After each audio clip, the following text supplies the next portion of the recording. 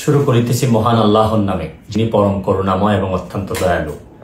দেশের এই পরিস্থিতিতে, বন্যা পরিস্থিতিতে আমাকে আসতেই হলো আবার ভিডিওতে।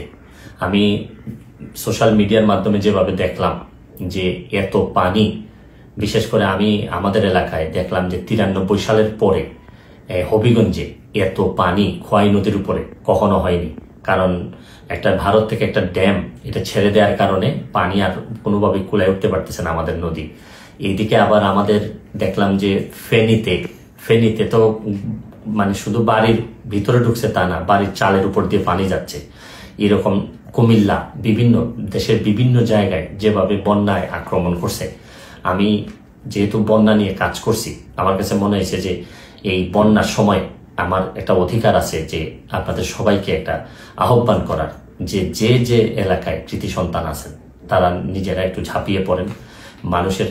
কারণ দূর থেকে বন্যা বলতে আমরা পানি দেখি, কিন্তু আপনি যদি কাছে যান, প্রতিটা পরিবার যে কি পরিমাণ কষ্ট হয়, কাছে গেলে বুঝতে পারবেন যে মানুষের কষ্ট। আমরা তো এমনি শুধু থই পানি দেখি, কিন্তু ভিতরে গেলে বোঝা যায় মানুষের খাবারের অভাব হয়, মানুষের পয় নিষ্কাশন ব্যবস্থার অভাব হয়, মানুষের স্যালাইন লাগে। সামান্য একটা স্যালাইন নিয়ে যেতে পারলেও অনেক বড় উপকার হয়।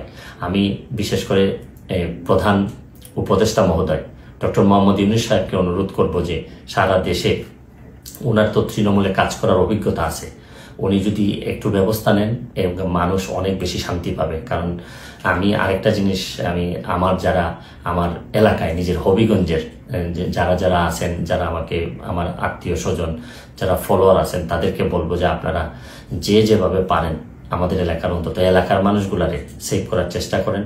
আমার পক্ষ থেকে আমি যেভাবে পারি কিছু না কিছু সহযোগিতা করার চেষ্টা করব। কারণ সবাই একসাথে দাঁড়াইলেই দেশের যে কোনো দুর্যোগে আমরা মানুষের কল্যাণ কিছু করতে পারবো।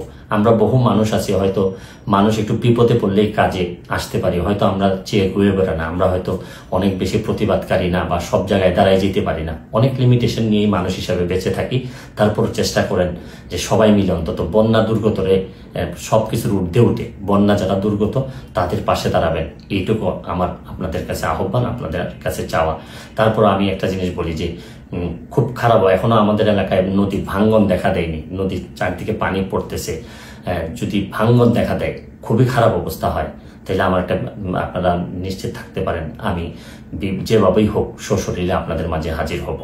আমি চেষ্টা করবো আমার সর্বস্ব দিয়ে যাদের জন্য আমি শপথ নিয়েছিলাম তাদের পাশে দাঁড়ানোর। ভালো থাকবেন, সুস্থ থাকবেন।